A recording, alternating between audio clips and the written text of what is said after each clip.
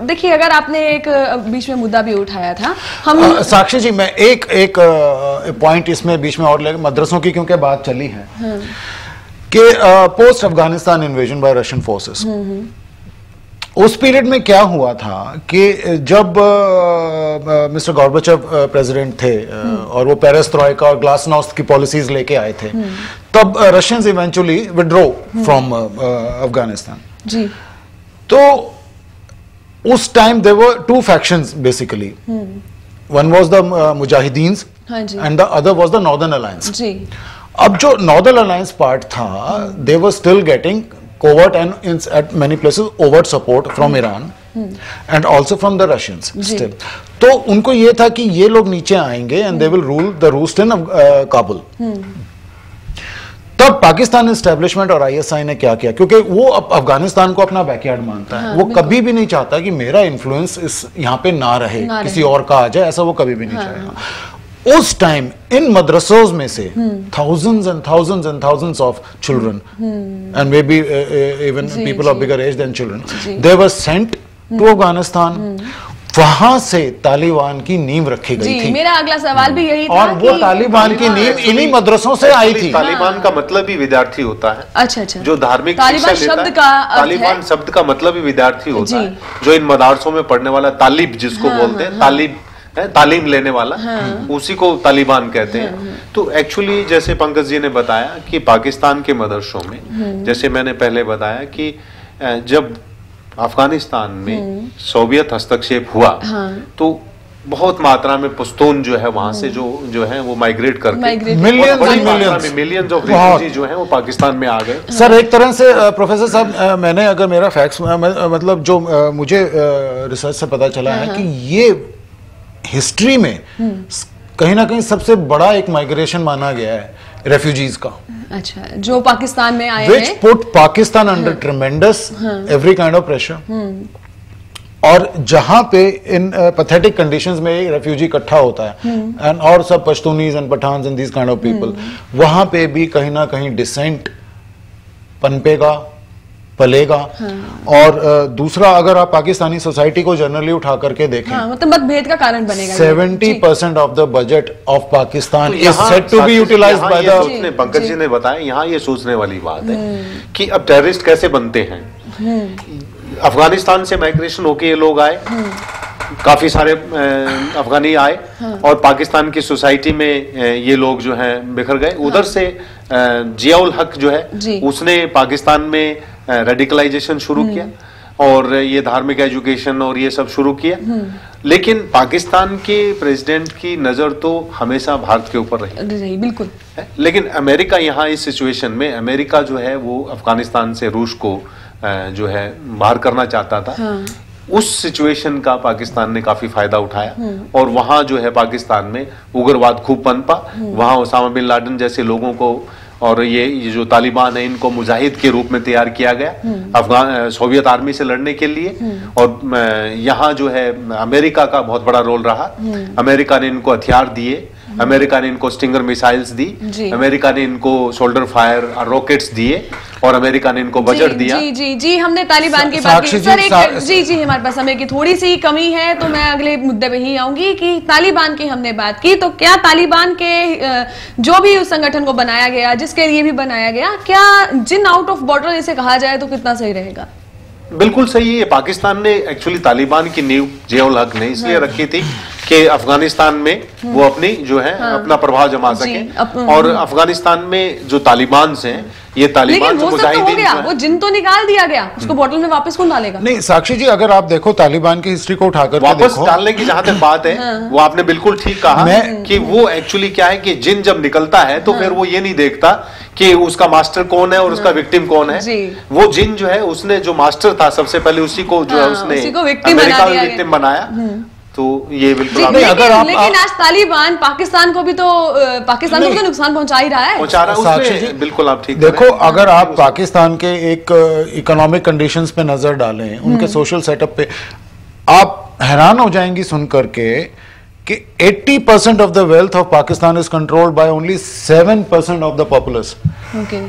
Now you can well imagine the kind of poverty and deprivation, unemployment and I mean any kind of misery that you can call it, Pakistan is living in. बहुत ज्यादा है, fertility rate कितना कम है, वो बहुत ज्यादा है जो हम बात करते हैं। फर्टिलिटी रेशो आप पर वुमन देखें, वहां पे they are suppose to be according to these figures 5 to 6 infants children per woman.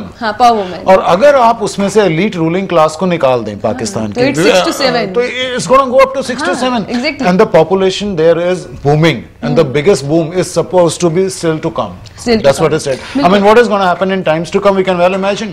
We can well imagine. नहीं, ये जो पैसे की बात बता रहे हैं, जैसे प्रेसिडेंट जरदारी का जो है कहना है कि जो सवेरे अगर वो बाथरूम चप्पल है वो शाम को नहीं पहनता है, और जो सूट उसने शाम को पहन लिया है वो अगले दिन कभी नहीं पहनेगा, और जो उसके जो कपड़े हैं वो जो है इंग्लैंड से स्टिच होके आते हैं, जो कि हम लोग सोच नहीं सकते कि ऐसे लोग हमारे यहाँ भी हैं सर। नहीं, ऐसे लोग शायद हर कंट्री में ही मिलेंगे, हर शासन में मिलेंगे, चाहे कोई देश कितना गरीब है। नहीं, पहले हमने ना, आपने जो पंकज जी ने जो बताया कि पाकिस्तान में अगर हम पाकिस्तान का इतिहास देखें तो सिंस 1947 में भारत के साथ उसका युद्ध हुआ, उसके बाद 65 में हुआ, 71 में हुआ, 99 में हुआ, वहाँ मिलिट्री रूल ज्यादा रहा, डेमोक्रेसी वहाँ जो है डेमोक्रेसी मैं आपको यहीं पे रोकना चाहूंगी और अगला सवाल यहीं से उठाना चाहूंगी कि जो डेमोक्रेटिकली इलेक्टेड गवर्नमेंट है और जो हमारा दूसरा मिलिट्री कॉर्पोरेशंस है, इसका पाकिस्तान में क्या है कि जो भी डेमोक्रेटिकली इलेक्टेड हमारी गवर्नमेंट आती है उसका तो कुछ भी प्रभाव हमें देखने को नहीं मिलता, सारा का सारा शासन तो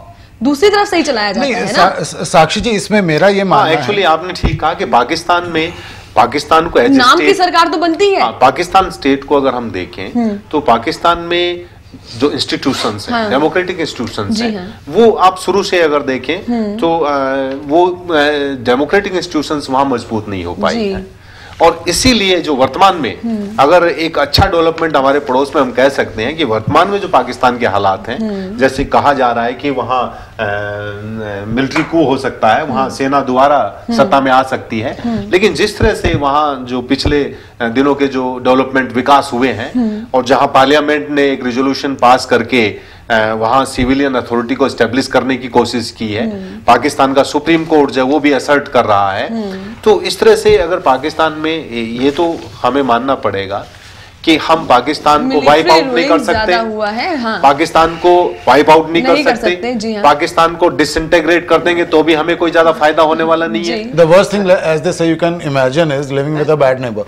तो लेकिन सबसे एक विकल्प हमारे सामने यही है कि एक डेमोक्रेटिक पीसफुल पाकिस्तान भारत के लिए हमेशा ठीक रहेगा, which is in a way very difficult to मेरा पर्सनल, हाँ, उसका आप पुराना इतिहास उठाकर देखें पाकिस्तान का, ये चीज नहीं बनती, मतलब जब तब कोई डेमोक्रेटिकली इलेक्टेड गवर्नमेंट वहां आई है, कुछ टाइम चली है, उसके बाद क्या होता है, military coup is waiting around the corner, something और the what happened with mister Bhutto In 77 he was hanged. Why? इल्जाम उस पे क्या लगाया गया उन पे कि अपने किसी पॉलिटिकल एडवर्सरी का उन्होंने मर्डर कराया, और जो सुप्रीम कोर्ट का उस टाइम भी रूलिंग था, that was a split decision 4-3, ठीक है, and it is still considered to be a very big issue in Pakistan and controversial. What happened with Benazir Bhutto when she was campaigning in Rawalpindi, and if she would have, पक्का था बिल्कुल कि वो आएंगी, election जीतेंगी and she will come back to power. She was blown away to smithereens. Who did it? It's an intelligent guess that I think we can all take. Exactly. Who did it? Musharraf was in power. And this incident happened in December 2008-7 and Feb 2008 were supposed to be the elections. जी. और मुशर्रफ साहब खुद क्या करते हैं? वो खुद military कू से power में आए थे. आपको याद होगा प्रोफेसर साहब, वो तो वारसेल डिक्टेटर हैं. He came to power in 99. Over what? ये उस समय की मैं बात कर रहा हूं जब अपने वाजपेयी साहब लाहौर बस यात्रा पे गए थे. एक पीसफुल ओवरचर था पाकिस्तान की तरफ, बड़ा टेलीवाइज्ड इवेंट था. हाँ, दोनों देशों के बीच में काफी अच्छे संबंध हो गए थे. अच्छे संबंध. And Nawaz Sharif was dead against any Kargil happening. वो चाहते ही नहीं थे. Musharraf ji was in China at that time, और जब उनको पता चला कि उधर से वाजपेयी साहब का वो बस यात्रा हुआ है, और उधर से कारगिल लड़ाई है। मुशर्रफ कारगिल की लड़ाई को रैप अप करना चाह रहे थे, अपना नवाज शरीफ। मुशर्रफ चाहते नहीं थे। मुशर्रफ को हटा के कि जो उस टाइम ISI के चीफ थे, अपना नवाज शरीफ ने चाहा उनको army general banana, chief of army staff. हाँ, ये तो अमेरिकन प्रेसिडेंट बिल क्लिंटन ने भी माना है। हाँ, कि बिल क्लिंटन ने खुद माना है कि that time Bill Clinton was president of America, he pressurized Nawaz Sharif that you should stop Kargil war, and because of that जो है मुशर्रफ को इसको ओवरथ्रो करना। ये एक उसी का एग्जांपल है कि कोई मिलिट्री एस्टेब्लिशमेंट, पॉलिटिकल एस्टेब्लिशमेंट से वहां ऑर्डर लेना ही नहीं चाहती। मतलब वो समझती नहीं है कि कोई भी गवर्नमेंट है उसको कुछ नहीं समझा जाता। जी, मैं आपको फिर रोक रही हूं। मैं आखिरी मुद्दे पर यहां पर आना चाहूंगी। पाकिस्तान की जब भी बात की जाती है तो ये कहा जाता है कि पाकिस्तान ने जो न्यूक्लियर टेक्नोलॉजी है उसको हमेशा स्मगल किया है। जब भी बात करते हैं न्यूक्लियर की जब हम बात करते हैं तो दूसरे देशों में उसने स्मगल किया है। ये तथ्य कितना सच है? इसके ऊपर एक्चुअली इसमें मैं आपको साक्षी जी मैं बताना चाहूंगा कि ये तथ्य बिल्कुल सच है। ये इसलिए सच है कि पाकिस्तान में ऑफ लेट लाहौर यूनिवर्सिटी में फिजिक्स डिपार्टमेंट जो है वो शुरू ही हुआ था। MA फिजिक्स, हाँ जी, डिपार्टमेंट वहां शुरू हुआ था। तो ऐसा देश जिसमें अभी तक साइंस एजुकेशन की नींव रखी गई है, ओवरनाइट जो है ये बॉम्ब कहां से बना लिया। 1972 में पाकिस्तान को समहाउ ये पता चला कि भारत जो है वो कहीं पीसफुल न्यूक्लियर एक्सप्लोजन की तैयारी कर रहा है। वहां से भुट्टो जो है, भुट्टो साहब ने, जुल्फिकार अली भुट्टो ने ये एक अपना राष्ट्रीय उद्देश्य बनाया कि Hindu civilization is going to have a nuclear bomb. Christians have nuclear bomb. Islam should also have a nuclear bomb. तो उन्होंने न्यूक्लियर परमाणु हथियार बनाने के लिए कोशिश की। तो अमेरिका इसकी नींव मैं कहीं और चोरी का इसको मैं आपको बताता हूँ कि जो मैं बता रहा था कि जो पाकिस्तान के, मैं चाहूंगी आप थोड़ा सा जल्दी अपना पाकिस्तान के परमाणु कार्यक्रम के जो फादर माने जाते हैं, ये यूरोपियन कंजोर्टियम का एक इंस्टीट्यूशन था यूरोप में, पोलैंड में। वहां ये मेटलर्जिकल इंजीनियर थे। He was not in nuclear engineer, nuclear physics में नहीं थे, लेकिन ये मेटलर्जिकल इंजीनियर थे। इनको वहां से कुछ डॉक्यूमेंट हाथ लग गए। वहां से इन्होंने यूरेनियम एनरिचमेंट की टेक्नोलॉजी जो है फार्मूला चोरी कर लिया और चोरी करके ये पाकिस्तान में आ गए। पाकिस्तान ने इनको जो है पूरा क्वेटा में पूरा लैब स्टैब्लिश कर दिया और इन्होंने जो है वहां से शुरू किया। उसके बाद में इंस्ट्रूमेंट्स जो है पाकिस्तान ने अमेरिका से स्मगल किए, दूसरे देशों से। मेरा इसमें यह मानना है पाकिस्तान का न्यूक्लियर प्रोग्राम शुरू हुआ। जो अपने पाकिस्तान के जो न्यूक्लियर साइंटिस्ट थे, doctor Abdul Qadir Khan, he was the fall guy. ठीक है, he was made a scapegoat, simple as that. जो भी उनके साथ अंडर अमेरिकन प्रेशर बाद में हुआ। लेकिन मैं ये कहता हूं इसकी नींव कहीं और है। अगर आप पाकिस्तान के न्यूक्लियर प्रोग्राम को देखो, why it happened, why this nation suddenly, which did not have enough chapatis to feed its people, got so determined overnight to build a nuclear bomb. Definitely. Why? No. Why it happened? Where it all started from? It started after the 1971 war. जब east Pakistan को liberate कराया India ने, बांग्लादेश बना, तो उस time establishment, मतलब याया खान उस time general Yahya Khan power में थे। He had to give up his seat because of that, and mister Bhutto came to power. उस टाइम मुल्तान मीटिंग हुई थी एक, उसको बड़ा मशहूर मानते हैं मुल्तान मीटिंग के नाम से, विच वाज कुछ लोग कहते हैं suppose to be on the line of Manhattan project of USA in 1940s, जहां पे हिरोशिमा और नागासाकी वाले एटम बम्स बने थे। उस प्रोजेक्ट का वो देन थी।